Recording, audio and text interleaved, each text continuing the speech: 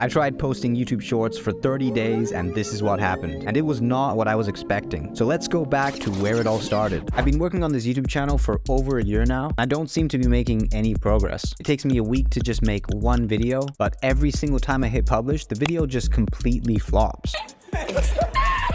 I get no views, no subscribers, no money, and it makes it very difficult to stay motivated. Yeah, this YouTuber is a complete noob. He sucks at life. He should just end himself right now. Give up on your dreams, bro. You're trash.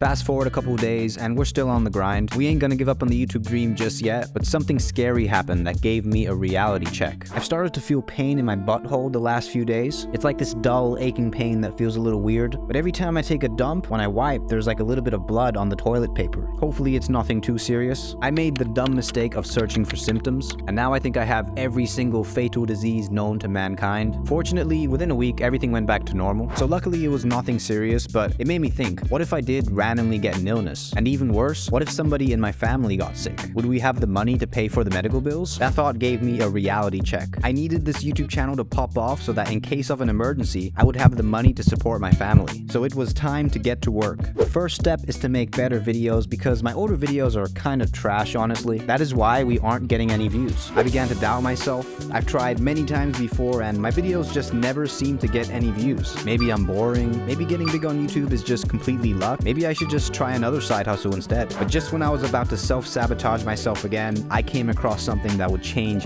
everything. When you get ads on Shorts now, and starting in January, it's going to share the revenue with the creators. So I think TikTok. This right here might be a new opportunity. YouTube Shorts, I like that idea because these long form videos take such a long time to make. If I focused on YouTube Shorts, I could make way more content in the same amount of time. I was hyped, I was inspired. We are going to grind YouTube Shorts and grow this channel to the moon. All right, so I'm doing some research right now. I am trying to find out what makes a good YouTube Shorts video. So we are going to watch a bunch of YouTube Shorts and see what does well. During my Shorts binge, I noticed a pattern with the editing styles. It seems like using text is a very clever tactic. I noticed that when there is text, you can't help but read. You see what I just did there? Text almost has a hypnotic effect on the viewer. All right, so I've kind of got an idea on the type of editing style to go with. Shorts are hyper edited. There's tons of sound effects, visual effects, pop-ups, transitions, music. It seems that by having so much going on the screen, it keeps the watch percentage higher, which then allows the video to rank. I learned a lot from watching Shorts, but I was falling into the trap. The videos were so hyper edited that it was almost impossible to leave the app. So what was initially supposed to be just a 30-minute, study session ended up turning into a 1 hour to 3 hour binge. I gotta stop watching these videos, bro. It's melting my brain. Why is this so addicting? Like, I've noticed that the meta with Shorts is to make a video, but then combine it with some random gameplay footage that is completely unrelated to the video topic itself. There will be some dude talking, and then you have like Subway Surfers or GTA car drifting footage on the side as a split screen. And then I'll just zone out and end up watching the gameplay footage. I decided to change my strategy and began watching guides on how to go viral with YouTube Shorts. And that is when I came across a dude called Robert Benjamin. He had some decent advice on his videos, but then I noticed he had a mentorship program as well. I was hesitant to try it, but then I thought, why not? Let's give it a try. All right, bro. So we bought the mentorship for 1 month. There was also an upsell to get an extra month for cheaper. So in total, we've got 2 months. I might have made a good move, but then I also might have made a retarded decision. So I guess we'll see. I gained some valuable knowledge from the mentorship, but it was mainly stuff I already knew or that I could find for free on the internet. Having someone reaffirm it and guide me though was pretty useful. The best benefit though was definitely the added pressure to upload consistently. Because I spend a lot of money on the mentorship, if I didn't upload any videos, then it'll be a complete waste of money.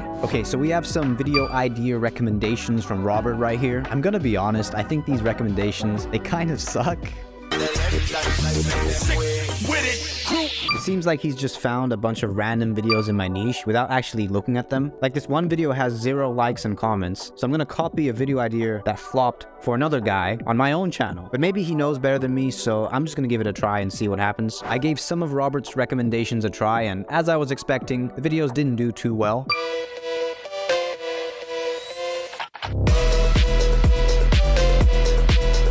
Okay, I know that video is horrible. I was kind of trolling when I made it, but some of the videos that I made myself actually ended up doing better. So I was faced with an important decision. Should I listen to my mentor or should I go with my own intuition? Okay, this feels like a battle of the ego. Like, part of me feels like I'm being delusional. Like, it might be the Dunning-Kruger effect where I think I know more than I actually do. But also these recommendations, they're just garbage, bro. I don't know what to do, man. It was a challenging decision, but in the end, I decided to go with my own intuition. Now, I'm not trying to dunk on Robert, by the way. I think his service is okay, so no hate directed at him. He seems like a decent guy. Okay, so we've been uploading one short per day for 2 weeks now. The shorts are gaining more views than my regular uploads, which is great. The momentum was building, and this kept me motivated to continue uploading more videos. However, I ran into a little bit of an issue. Okay, so these videos take quite a long time to make. I'm adding subtitles, visual effects, transitions, music, sound effects. Now, don't get me wrong, I can maintain my content schedule of 1 to 2 shorts per day. The problem is I don't have any time left over to make longer form videos. So I'm not really making any progress to hitting the 4,000 watch hour requirement for monetization. You can also get monetized if you hit 10 million short views in 90 days, but yeah, that's not gonna happen. So I needed a new content strategy. I studied the progression of YouTube and Twitch, and I noticed that reaction content seemed to do really well, and the videos required very low effort to make.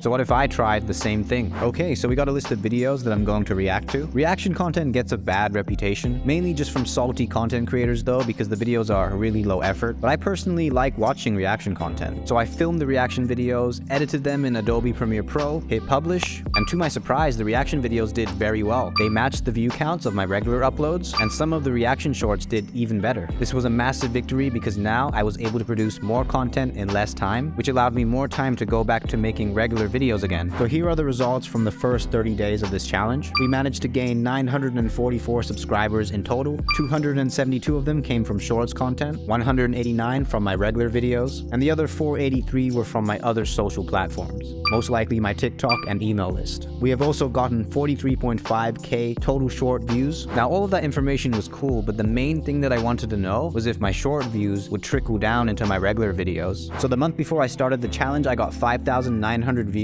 on my regular uploads. Since I started uploading the shorts though, I managed to get 8,800 views the following month. So that was a 50% increase in views due to shorts. So the mystery is solved. YouTube Shorts do help your other uploads get more views as well. And what about watch time? We went from 258 watch hours to 371 watch hours. So even though short videos don't directly count towards your watch hours, they can still help by indirectly sending traffic to your normal videos. So my strategy going forward was to use YouTube Shorts as the top of funnel content to then trickle down to my longer form uploads. Now I mentioned earlier that I also have a TikTok account. TikTok is another great top of funnel traffic source. And the best part is that you can post the exact same content on both TikTok and YouTube Shorts to maximize your overall reach. If you want to see how I secretly broke the TikTok algorithm to get to 300,000 followers, then I will put the video up on the screen for you to watch next.